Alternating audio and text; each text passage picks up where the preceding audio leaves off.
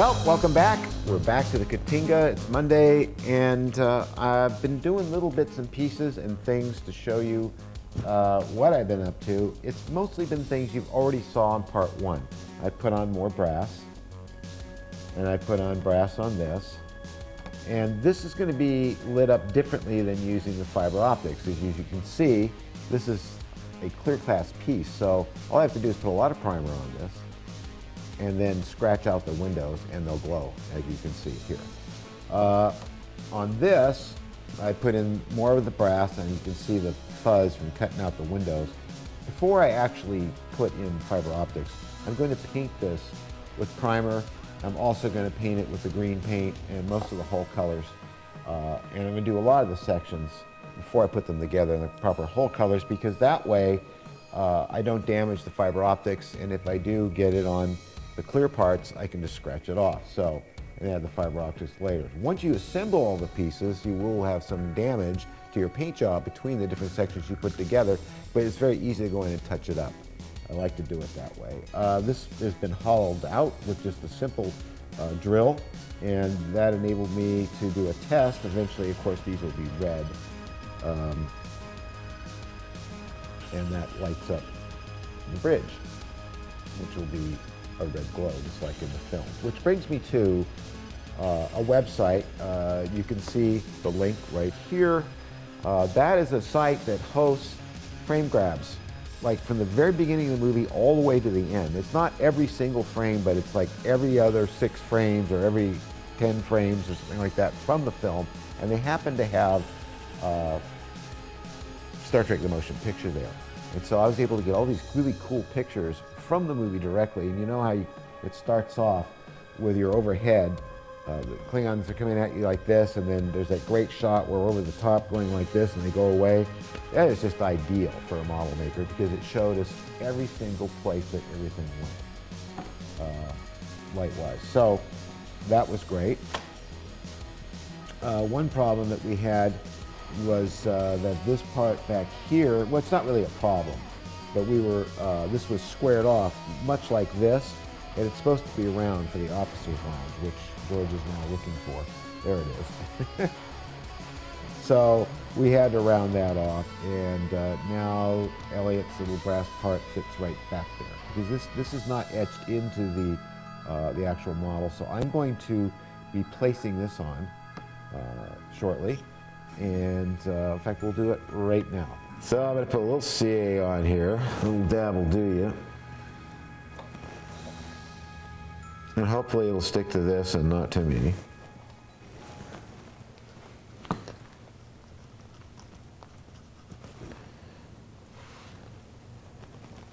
And there it is. Okay. Without using tweezers, being a very brave person, I'm going to put it on just like that.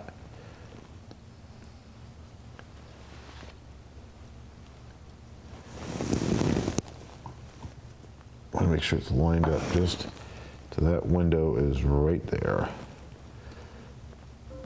I think George is getting ready to put kicker on me. Oh, on the window. Just making sure it's really conforming right. I might try it.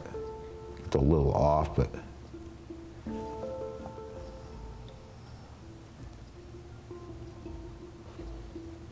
no, it didn't want to stick.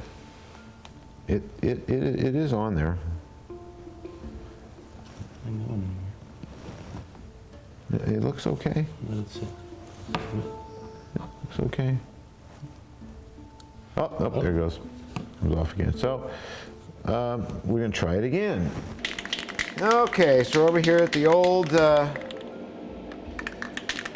spray booth. And I'm going to just start painting these down.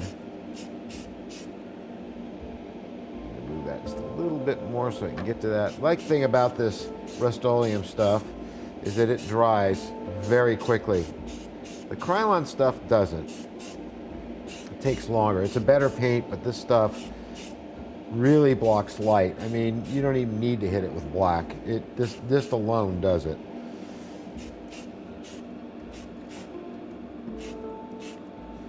And what I do is I build up several coats as it dries, And then a little bit here we can test. There's our officer's lounge.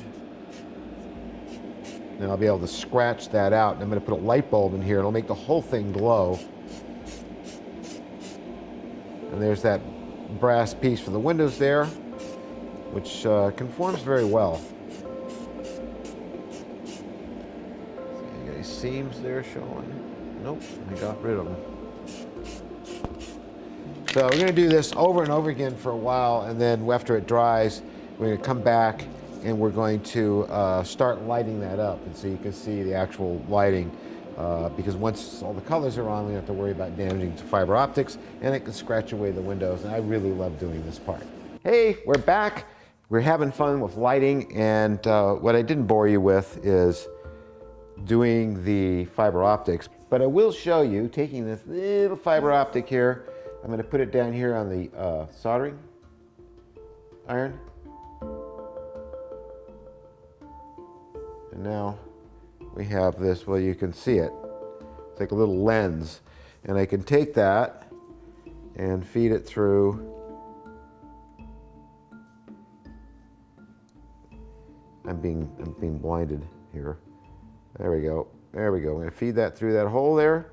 And then what I do, you see how it's lit up. What I do afterwards is I put a little 5-minute epoxy on these and pull it out, push it back in so that it will glue it in place. What you don't want to do is what a lot of people have done, and they use CA, and what happens is it lessens the integrity of the plastic, and it just freaking breaks. So right off at the stump. So never use anything but epoxy or some other kind of glue, anything but CA, because CA will compromise the structural integrity of the plastic that they use for making that. So you saw I was using hot glue, and I just basically have these lights behind here, and they light up this rather well. I put my hand over it. Mary comes around to the front. You can see how these are all lit up.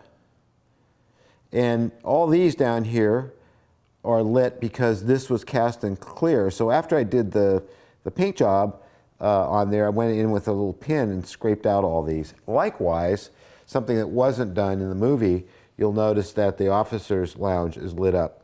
I just couldn't resist. So that's all lit up now. So that's really neat. Basically, I have the power lead coming out, and that's what you can see inside here. You can see what I've done. I don't need this anymore.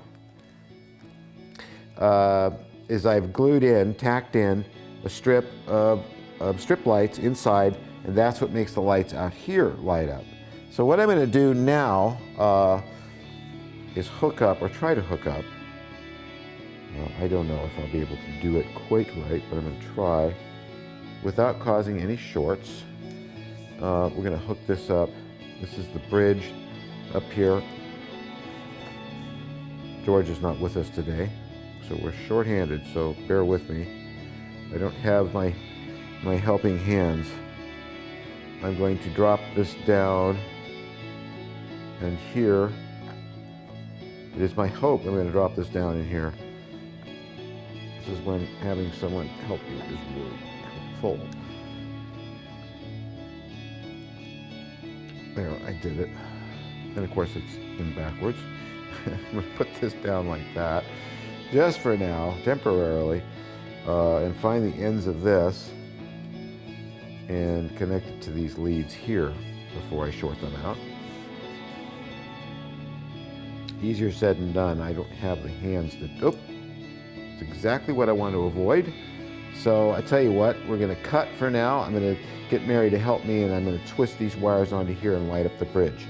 So Mary helped me, and I got everything twisted temporarily together, and we're going to kind of close that down like that and take a look at our handiwork. And there we are. We've got the bridge lit up. Of course, this all has to be glued down. When it's glued down, it'll be fine. Bridge lit up. We've got all the windows lit up here. I still have 2 lights to do back here, and most importantly, in here, I'm going to do, in this tunnel right in here, is going to be, of course, the ever famous torpedo tube that I'm going to put a cluster of red LEDs inside of. Plus I'm going to light block the edges of that. So, but I think that really came out great.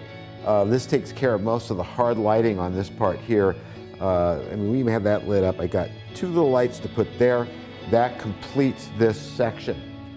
That turned out very well. And even with all these bright lights on overhead, where you could still see the lights, which means that it's really good for an office or study where it's sunny and maybe there's a lot of lights on, you can still see the windows. So this went very, very smoothly. So tomorrow we're going to finish off the other lighting that has to be done, and then we can think about sticking all the other parts on this and getting it ready for paint. Hey everyone, back here again at the Katinga. No kidding, huh? And I got George. George made an appearance today. What I've been doing is continuing on with the lighting, of course, and I had to get these lights in. Now, luckily, Elliot Brown provided some nice little brass pieces that help you locate where these lights go, because really all you have to go by are pictures of the studio models, which have been changed since this day it was done, and things have been moved around or changed or whatever. So you look at the frame grabs from the movie, and so what I did was I drilled a hole, because it is round, and I said, now I gotta get an LED in there. Well, as small as these are, this material is so thick, there's no way I'm gonna get that LED up there without doing a lot of damage to everything else I've already done. These, on the other hand, I call them long-necked LEDs, fit rather perfectly right into those holes. I mean, but you can't get them in from the back side too easily. So what I did is took a knife like this and cut off, snap, and got myself a nice fiber optic, which just so happens, and this is really called luck of the Irish, which just so happens, let's see, that's the, yes, yeah, that's it. Okay, this goes in here like so. It'll make a liar out of me. It's gonna make a liar out of me, George. There it goes. And pushes in like so, rather perfectly and snug. And as we back out with the camera, you can see how well that lights up. It lights up very, very well. And all I have to do is go inside here, take one of the strip lights and just aim it a bit more like this one is, and you can see. Now we have all the lights in this section, which means now I'm going to move back and put the lights in here. Oh, actually, I still have to do the, boy, there's some heat coming out of there. 12 volts, boy. If you get cold during winter, just cuddle up to your Katinga. It won't be cold anymore. We're going to put a cluster of, or something that looks like a cluster of red lights in that tube as well, but I want to get to these next. So to do that, I'm going to take, well, this can just go like this, I guess. And I'm going to start drilling holes. And we've got some fiber optics here. And, oh, I need to put some strip lighting back there. So I have to do that first. I'm going to take a piece of strip lighting like so. Just going to run it this way from behind, about that far across. It's the great thing about strip lighting is that you can actually afford to waste it. It's so cheap. Rather than, you know, try to save that little section between here and wire it, you just run it all the way across. So we cut it at the on the strip lighting, these little areas right here that you cut across, and this is marked with a plus on it. Isn't that wonderful? Then we're going to take a little bit of rosin, acid, whatever you want to call it.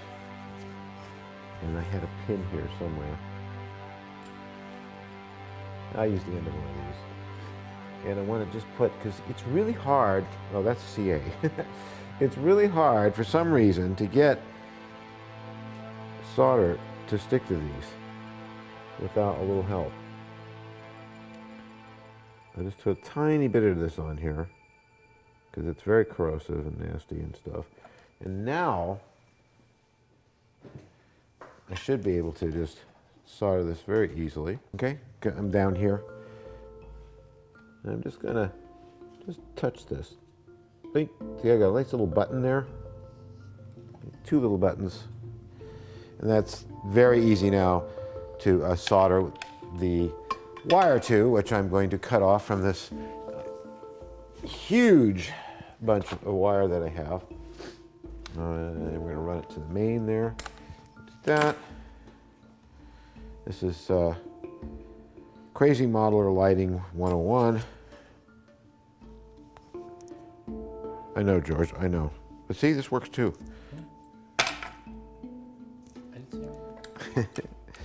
Some people use wire strippers.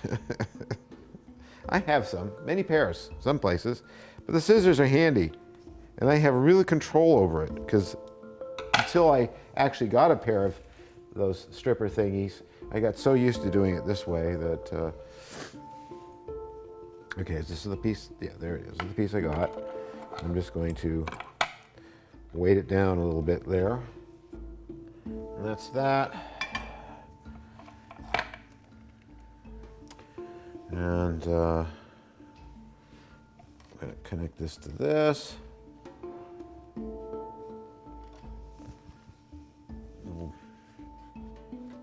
Is that solid? It is. Okay. So I like about that, they say you really shouldn't use acid around anything with the circuits, but I've been doing it for years, and I've never, had a problem, and I've never had anything, the acid rot through to some place it shouldn't, because I'm real careful with how I do it, especially around circuit boards. For these connections, it's fine. Right, George? And you'll just see it just goes, and you're done. So now we got lights to go back here. So when they start drilling, let's see, our hot glue gun is not in position just yet, but I don't want these to be real ultra bright anyway. That way all the people inside don't go blind. Now I can actually see, that was one of our holes, wasn't it? There's another hole right here.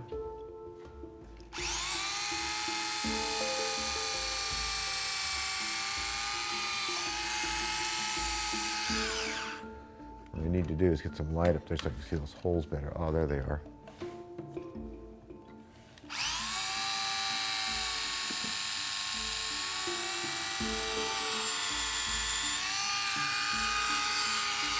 Okay, what I'm going to do now, to make this video quite shorter than last week's, is to cut off a piece of fiber optic, bloom it a bit.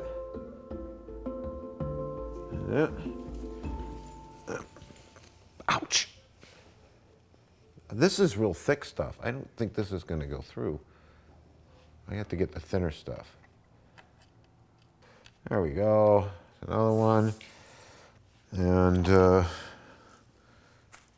this is why we can do this stuff so fast, because the fiber optics and the strip lighting make modeling and lighting up windows so much easier, I think, than the old days. In the old days, we just poked holes and put a light behind it, and then when you move side to side, they would go brighter and dimmer. Now, if we go and look from the front, you can see that these are lit up pretty well. And we're going to do that for all the rest, and when we come back, we'll move on to the, let's do the impulse engines. So now we're going to hook up the lovely impulse engines. That way, when Captain Kirk blows out their warp nacelles, they can still get around, can limp it home. They're lucky. And so these parts basically are cast in this manner here. And this is basically very, very thin. And we just cut these out like so. Be very careful not to get your hand I'm so glad they did this. And then little file action, like so. But we got the one started. George can finish that one. And I got this one started, and George made me some nice little clear gels to go behind here. It's just clear plastic. But what I'm going to do is pop that out. That one fits pretty tight. And I'm going to sand them so that they're diffused. So we're going to sand these up.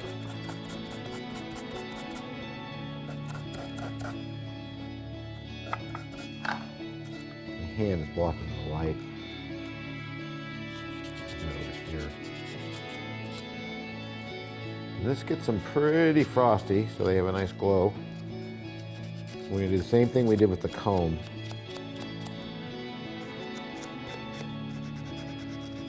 Then I do the other side. I'm going to put a little glue down in there. Don't stick to the thing, stick to the wood, stick to that. You dirty rat. Alright. And our glue still did not show up in Smith Brothers.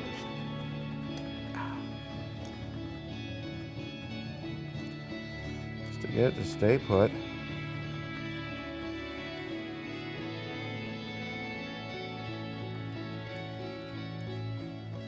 And the next thing I gotta do is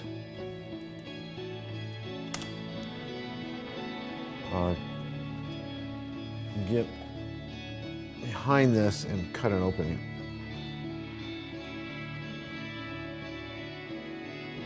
Okay, that'll glow pretty good. I got a little bit of glue on it, but let's just scratch it off.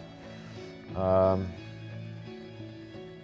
the next thing I need to do is fix that little mess up I did. A piece of sandpaper.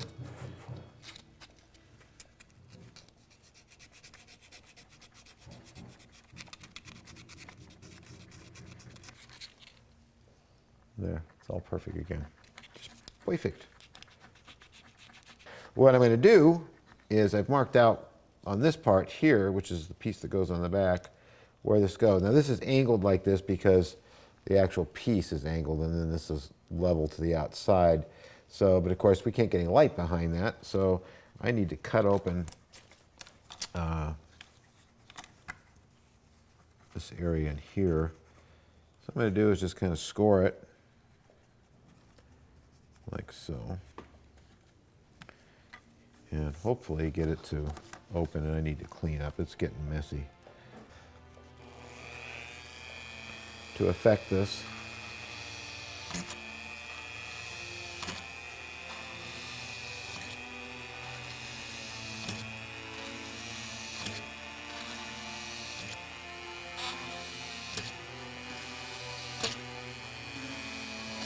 well, the way the pitch keeps going up as I drill. It's going to explode! It's going to explode! There we go. Boy, this stuff is tough. Really tough. How many times have I told those guys to be quiet when we're filming? I tell you. I should be able to break this free now. I could just take the Dremel tool and, carve all the way out, but this also works, so there we go. And I can get in there and carve this out. And of course, we're going to do this to the other side too, but I'm not going to show you that. It's exactly the same. Where's the big flat file? Thank you, George.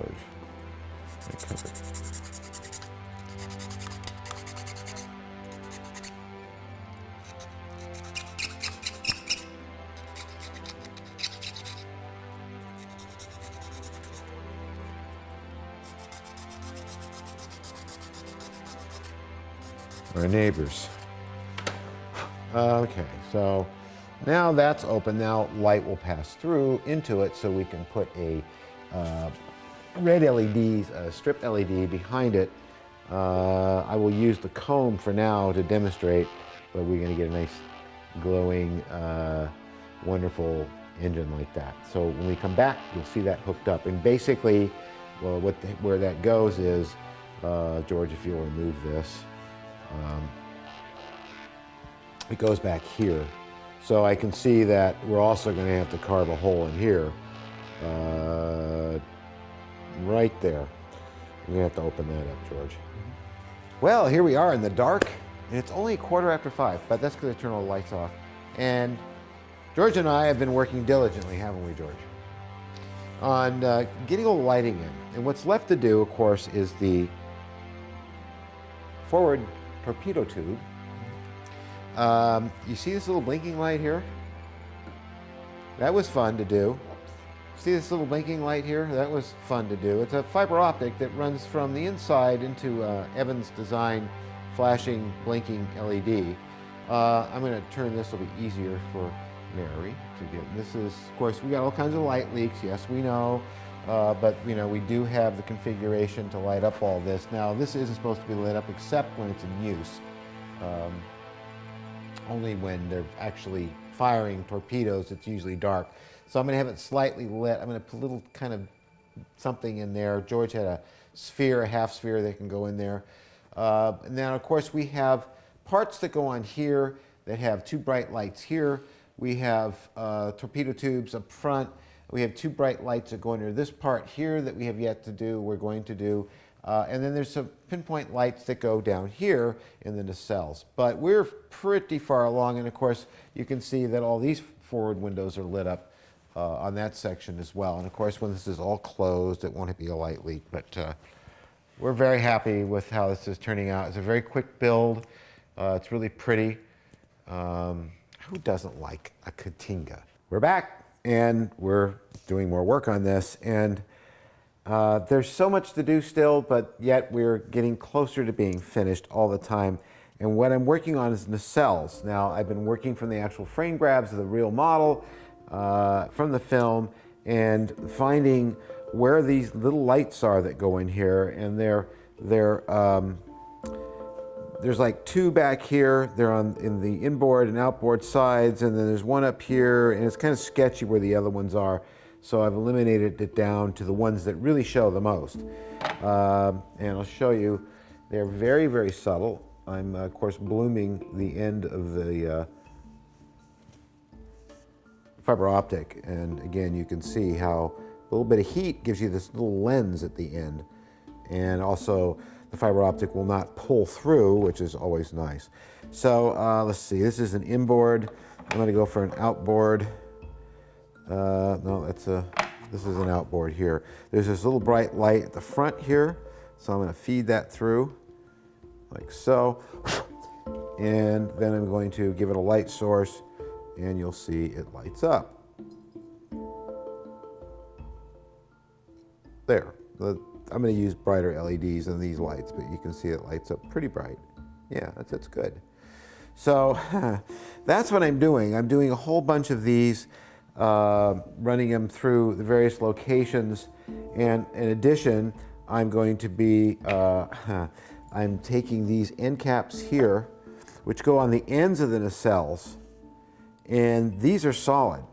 So I had to drill a hole through where the light actually appears, small enough to hold the fiber optic, and a larger one for it to pass through and come out there, so it feeds into the light source inside the nacelle. So see how successful I've been here. Many of you have seen this kind of thing done before. That one has no hole in it. Interesting. But then again, there are people who have not. So I'm going to show you as much as I can of the build. I'm not going to be repetitious. For some reason, that is not. I have to widen that out, so we're going to do that.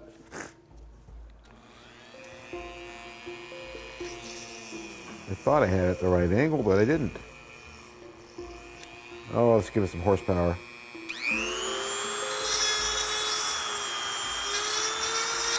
Yeah, that'll give me a little bit more latitude.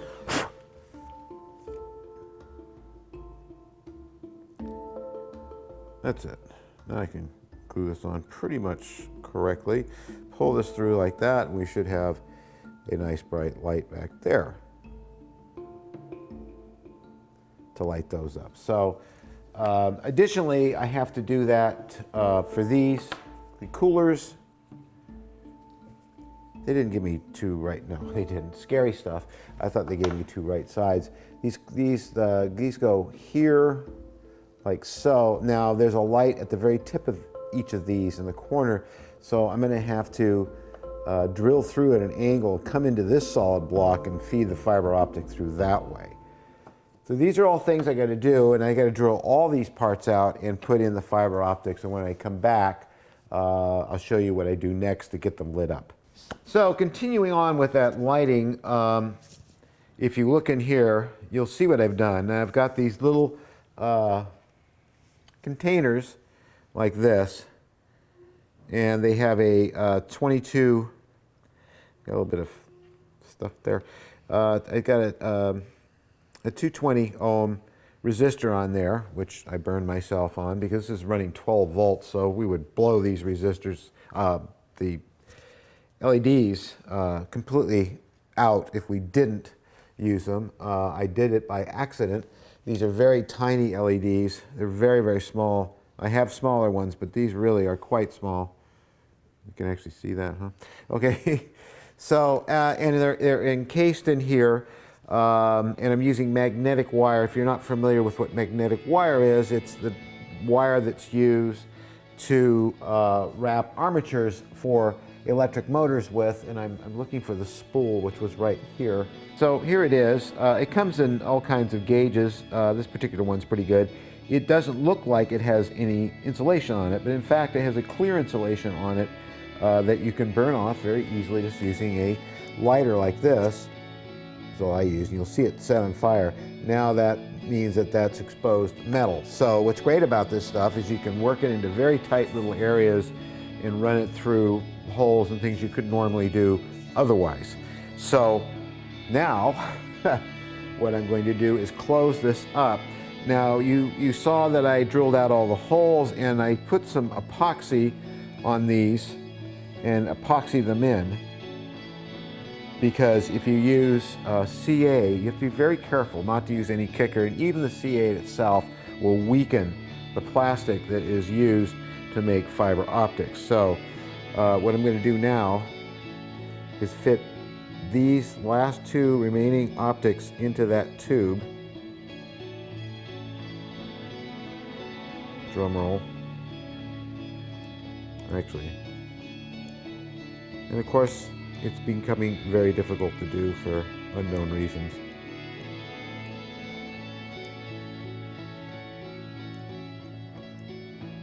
There it goes. You can see that both of the LEDs are lit up, or fiber optics, and they're quite bright, and this is actually closed. And so we are very successful in getting this to work. And even back here, we have the bright one that's back in here. So that worked out very, very well. And now that I have one done, I can replicate the same thing over for the other side, and that takes care of the nacelles. So you can see with this magnetic wire, I can just close this stuff right down on it, and it's just beautiful, and feed it up through the hole here. So I'm going to do that next, and then glue this whole thing together, which is spooky. So here we go. I'm going to unplug this while I do that, so I don't make any mistakes. And these are just twisted on for now. One's got a knot in it, that way I know that that is in fact the positive side. So, boy, those resistors are hot. I hope that's okay. So we're gonna close this up. I need to look down here and realize that all these wires are going to want to come through down here. And I'm just going to kind of twist them together like so for now. Before I close this, I'm going to darn well make sure that it's all still working. So I'm going to do is I'm going to tack it Okay, we need to come a little bit more forward. Right about there. So George and I, for the last, hour and a half or so, have been struggling with something that, well, you've probably struggled with yourself, and that is putting on nacelles. And unlike the Enterprises nacelles, you saw me put these on before. They're very precarious, and you have this part here, and then this part here, and they're supposed to be angled in, and these angles don't really account for that slight inward angle, anhedral, if you will, that the nacelles on this Katinga are supposed to have. It's very subtle, but they're there. So as a result, we're going to have to be doing some adjustments and filling some gaps. But we got the right angle. And the thing that was really hard to get right was to get the, you saw how I would fit the fiber optics down into the tubes. Well, you have the other side, and you got two coming out of that. You have to feed into that. So you have to push it in, make sure it stays in and close, and get all that stuff to fit inside, which we finally did. We had some LEDs go bad. We had a package of 220 ohm resistors, and as it turns out, some of them aren't 220, even though they're grafted to this tape. This is how they come. Some of them were actually a different rating, and so we would have one bulb that was dim, and we couldn't figure out why, and we did all these tests and everything. We finally figured it out. So always pay very close attention to those little stripes on there, because they'll tell you that you use the same resistors. So after all that, though, as you can see, we've got all the lights that should be on the nacelles hooked up, and if I turn it this way, you can see the tail lights very clearly down here,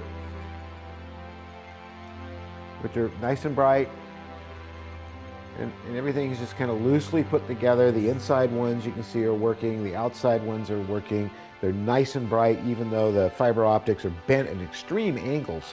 They're beautifully bright. So to put everything in a nutshell, we got all the lighting into the nacelles, and the nacelles are very strong and they're hooked up just right. So now there's a lot of gapping and filling and stuff to do. We still have yet to put in the lights that go inside the coolers, which go here, right on the tips here, so that it ends up about there. And we've got a couple that go into there, and a couple of tail lights that go back here.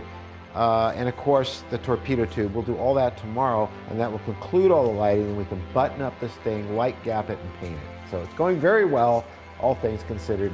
Thank you, George, who suffered through a lot of cursing and swearing and things being kicked and world hunger and everything else possibly imaginable that I can do when I run into as much crazy shit as I did with this. So we'll see you soon.